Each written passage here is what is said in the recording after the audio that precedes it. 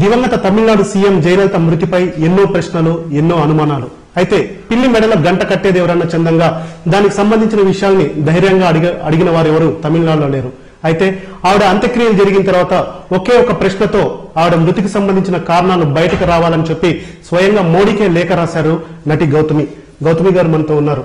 Madam, ఈ యొక్క అనుమానం ఎందుకు వచ్చింది మీకు? యాక్చువల్ గా జయలలిత గారు దాదాపు 75 రోజుల పాటు అపోలో ఆసుపత్రిలో చికిత్స తీసుకున్నారు. అద్భుతమైన చికిత్స ఇచ్చినా గానీ ఆవిడని పోగొట్టుకున్నామని చెప్పి అపోలో ఆసుపత్రి స్వయంగా చెప్పినటువంటి ప్రకటన. మీరంతా రియాక్ట్ కావడానికి గల కారణం ఏంటి? రియాక్షన్ అంటే అందరికీ తెలుసు, ఆవిడ ఒక gigantic figure, I'm lady of Indian politics అని తెలుసు. అది మాత్రం కాకుండా లేడీస్ కి అన్ని ఫీల్డ్స్ ఆఫ్ లైఫ్, అన్ని వాక్స్ ఆఫ్ లైఫ్ లో ఆవిడ ఒక అద్భుతమైన ఒక example. She's an icon, inspiration for women.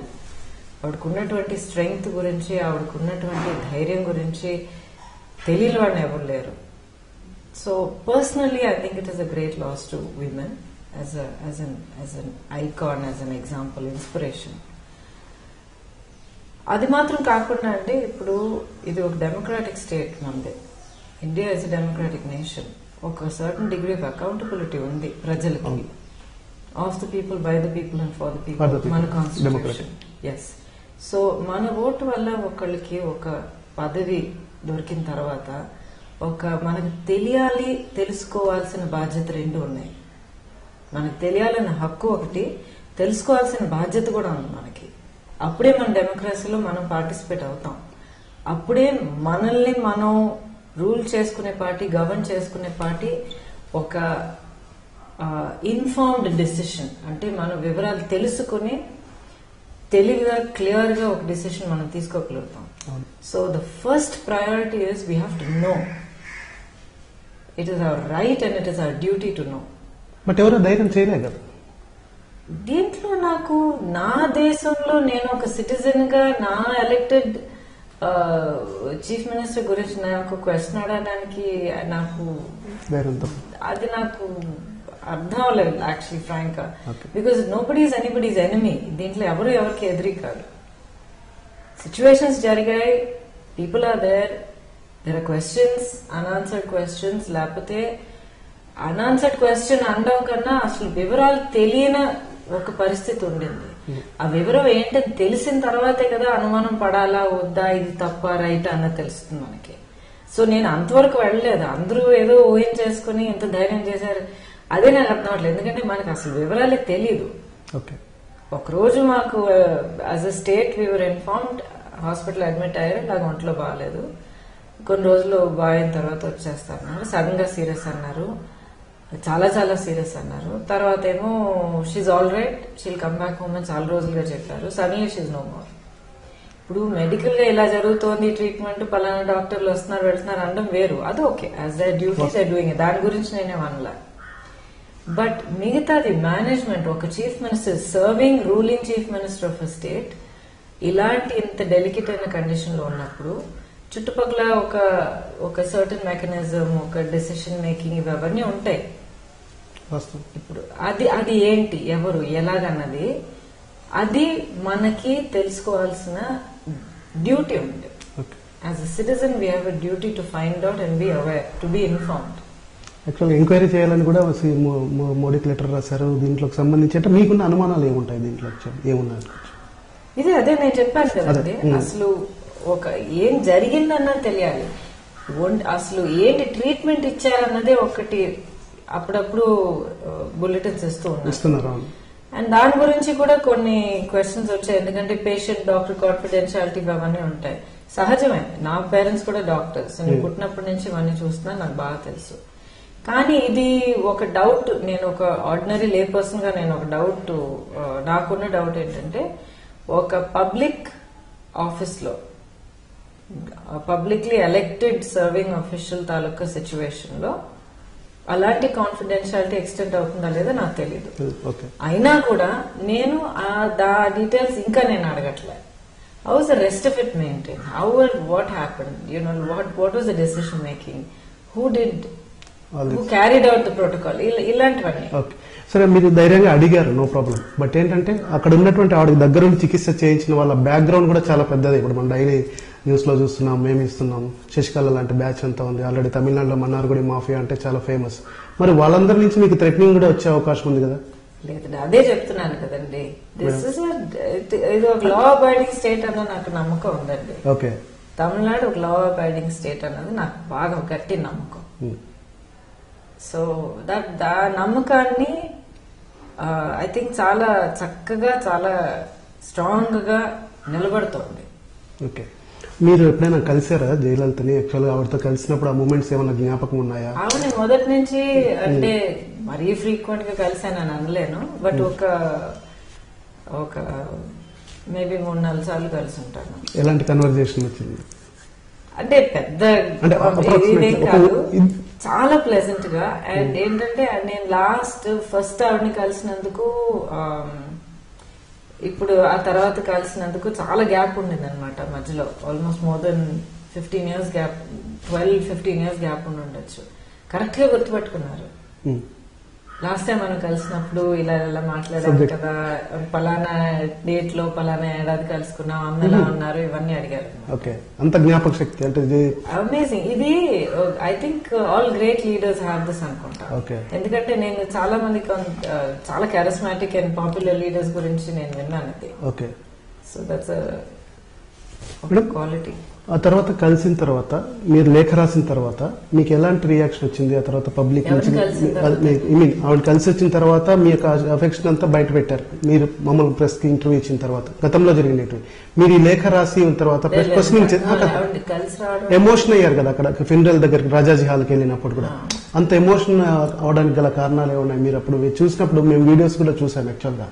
చాలా మంది మీతో పాటు చాలా మంది మొత్తం అంతా మీరైతే బరస్ట్ అయినట్టుగా అనిపించింది. తమిళనాడే ఏడ్చిందండి. తమిళనాడు తాలూకు గ్రీఫ్ మీరు నిజంగా ఇక్కడ ఉండి మీరు చూసుకుంటే అది ఎంత మనసు బరువుగా ఉండిందంటే, ఎంతో మంది కూడా చెప్పారు మేము పొలిటికల్ కాము, కానీ ఆవిడని ఇలా చూసినప్పుడు మా వల్ల మేము భరించలేకపోయాం.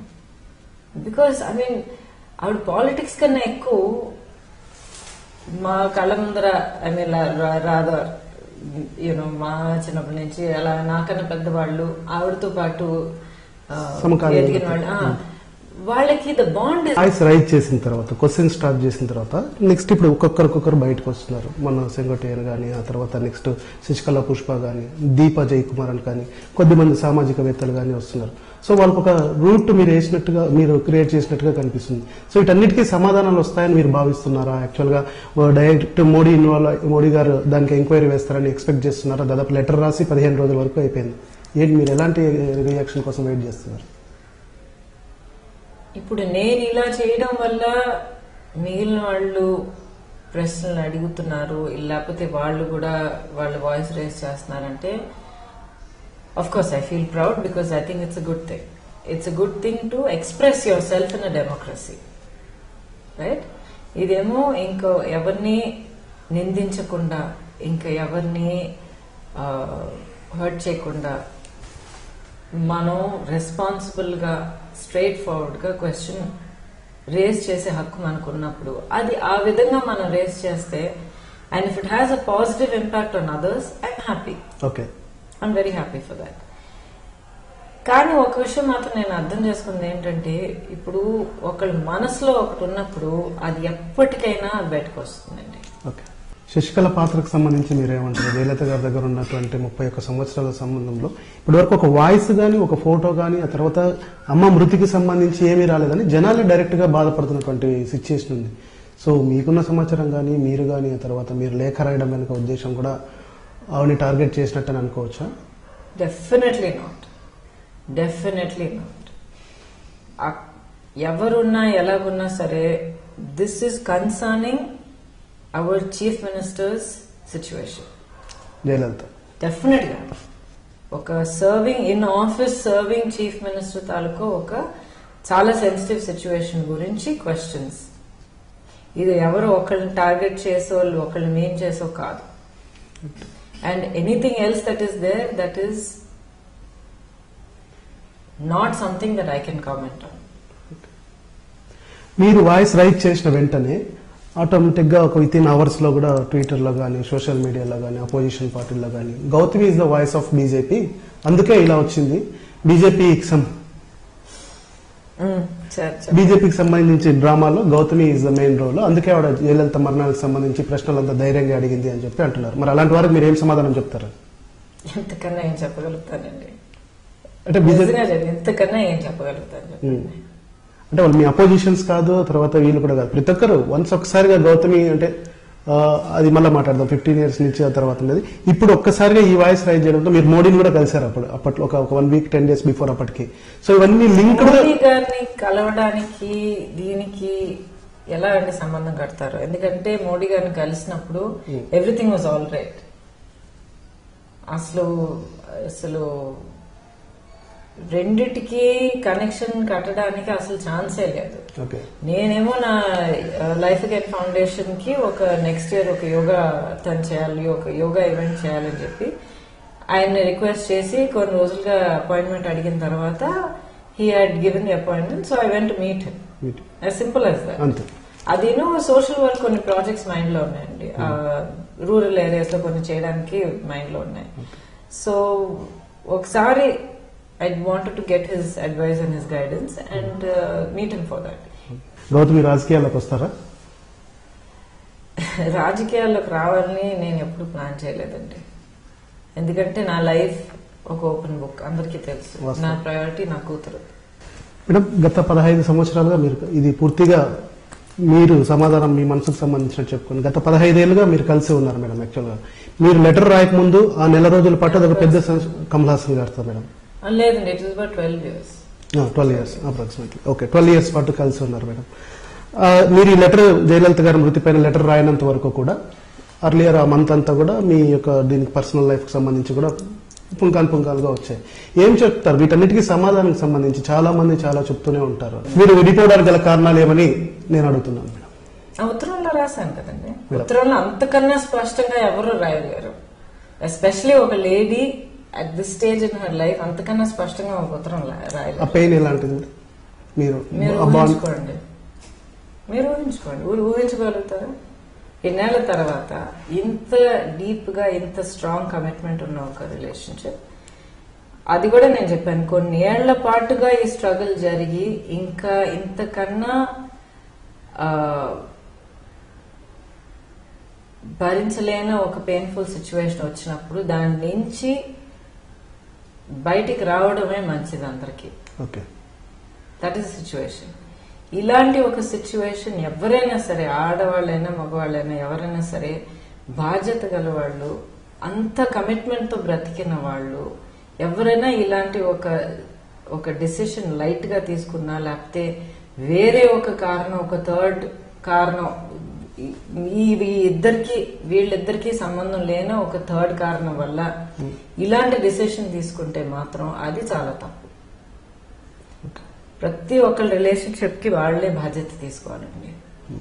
This is something that has happened because of the relationship, in the relationship, nothing to do with anything else.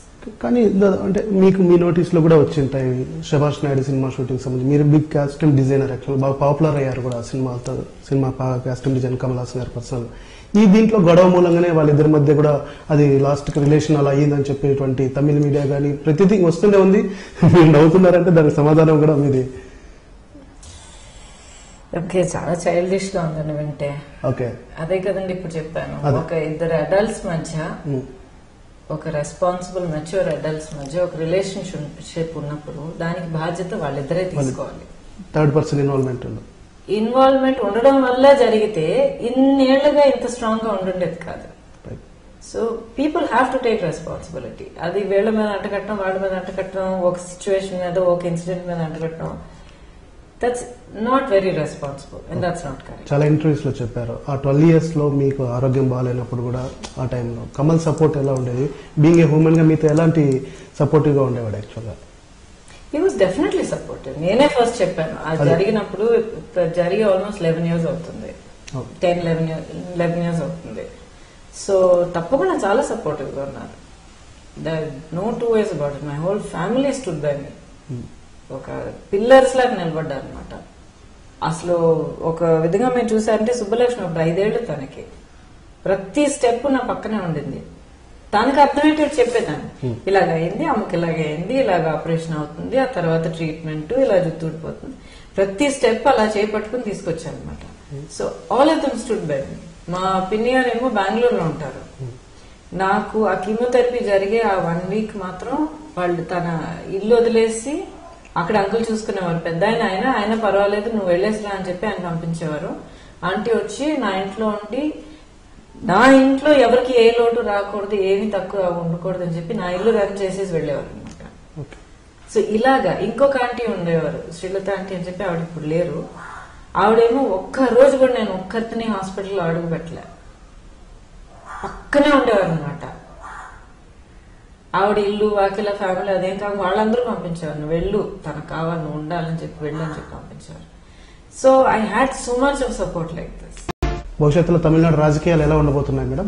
మీరు ఒక ఓటర్ గా మీరు ఓటేయాలి కాబట్టి ఎలా ఉండబోతున్నాయి అనుకుంటున్నారు? ఎందుకంటే అన్నాడీఎంకేకి లీడర్షిప్ ప్రాబ్లం ఉంది, క్రైసిస్ ఉంది. ఆ తర్వాత డిఎంకే పార్టీకి సంబంధించి కూడా ఆయన బాగానే ఉన్నారు, బట్ భవిష్యత్తులో మార్పులు జరిగే అవకాశం కూడా ఉంది 4వ తారీఖు పైన.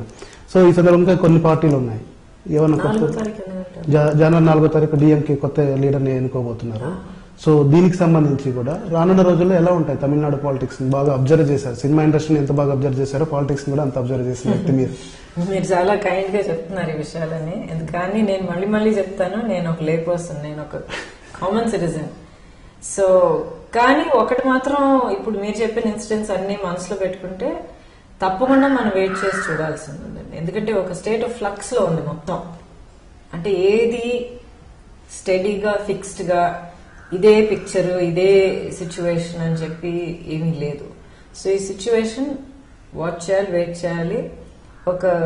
ఇలాంటి ఒక క్రైసిస్ సిచ్యువేషన్ ఉన్నప్పుడు అందరూ స్టడీగా, కామ్ గా, స్ట్రాంగ్ గా ఉండాలి. ఓకే, ఫైనల్ గా మేడం, క్యాన్సర్ తో బాధపడుతున్నటువంటి మహిళలకి మీరు ఎలాంటి ధైర్యం చెప్తారు యాక్చువల్గా? ఎందుకంటే చాలా మంది ఈ ప్రాబ్లం ఫేస్ చేసినటువంటి వాళ్ళు ఉన్నారు. మీరు కూడా హైదరాబాద్ వచ్చారు, క్యాంపెయిన్ చేశారు, ఎక్కడ అవకాశం ఉన్నా కానీ అక్కడ దీన్ని జాగ్రత్తగా ఉండండి ప్రమోట్ చేసుకుంటున్నారు. మీరు ఒక మాట లైఫ్ ఎగైన్ అన్న దానికి సంబంధించి ఏం చెప్తారు? క్యాన్సర్ అన్నది చాలా మందిని, అన్ఫార్చునేట్లీ చాలా మందిని తాకింది, ఏదో విధంగా తాకింది. డైరెక్ట్ గా అయినా, మనకు కావాల్సిన వాళ్ళైనా, మనకు తెలిసిన వాళ్ళైనా, ఏదో విధంగా ఆ బాధ తెలియకుండా, అనుభవించకుండా ఉన్న వాళ్ళు చాలా తక్కువ మన సమాజంలో వాళ్ళ. But it is a fact. And fact అయినప్పుడు అది మనం ఫేస్ చేసి దాన్ని ఎలా ట్యాకిల్ చేయాలన్న దానికోసం మనం ప్రోగ్రెసివ్ గా, ప్రొడక్టివ్ గా ఆలోచించాలి.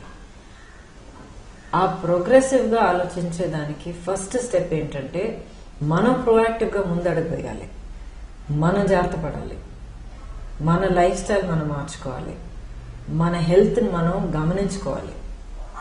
అలా జరిగిన తర్వాత చూసుకున్నాంలే, లేకపోతే అయ్యో నాకేదో వచ్చి ఉండొచ్చు, I don't want to know, తెలిస్తే ట్రీట్మెంట్ ఉంటుంది, ఇది ఉంటుంది, అది ఉంటుంది. మనం ఉంటేనే మంచి, చెడు, సంతోషం, దుఃఖం అన్నీ ఉంటాయి. అండ్ బాటమ్ లైన్ ఏంటంటే అందరూ కళ్ళు మూసే రోజు ఒక రోజు వస్తుంది. పుట్టిన ప్రతి వాళ్ళకి అది మాత్రం ఖాయం. నేను అర్థం చేసుకున్నది ఏంటంటే లైఫ్ లో నేను చూసిన జీవితాలను బట్టి ఏంటంటే అర్థం చేసుకున్నానంటే ఆ కళ్ళు మూసుకునే టైం మనం ప్రశాంతంగా ఉండాలి. మనకి ఒంటరి అయిపోయినానన్న ఫీలింగ్ ఏం లేదా మేడం మీకు? ఎందుకంటే ఆ చిన్న ఫాదర్ వాళ్ళు అర్లీగా ఇవ్వడం, ఆ తర్వాత నెక్స్ట్ మీరు ఇట్లా ఒంటరిగా ఉండి నన్ను పాజిటివ్ గా తలుచుకుని ప్రేమతో నన్ను చూసే వాళ్ళు ఉన్నంత వరకు నేను ఒంటరిదాన్ని కాను. ఓకే, ఆ ధైర్యం సుబ్బలక్ష్మి డెఫినెట్లీ. వీఆర్ మన సొసైటీ చూడండి, దీంట్లో ఎస్పెషలీ మన ఇండియన్ కల్చర్ లో ఒక అద్భుతమైన ఆప్యాయత ఉంటుందండి. బయట వెస్ట్రన్ కల్చర్స్ లో ఉండదు. అంటూ ఉంటారు కదా, అమ్మ నాన్న వాళ్ళ ఇంటికి వెళ్ళాలి, 18 ఏళ్ళు వస్తే ఇంకా పిల్లలేమో తల్లిదండ్రుల ఇంట్లో ఉండకూడదు, బయటకు వెళ్ళిపోవాలి, ఇండిపెండెంట్ గా ఉండాలి. ఎస్పెషలీ అమెరికాలో చాలా ఉంది. మనకు అలా కాదు కదండి. చీటికి మాటికి అమ్మ అని పరిగెడతాం, లేకపోతే ఫ్రెండ్స్ అని పరిగెడతాం, లేకపోతే పెద్దవాళ్ళ ఇంట్లో పెద్దవాళ్ళని వెళ్ళి వెతుక్కుంటూ ఉంటాం. సో అంత అద్భుతమైన ఆప్యాయత మన ఇండియాలోనే అంత గొప్పగా ఉంటుంది అనమాట.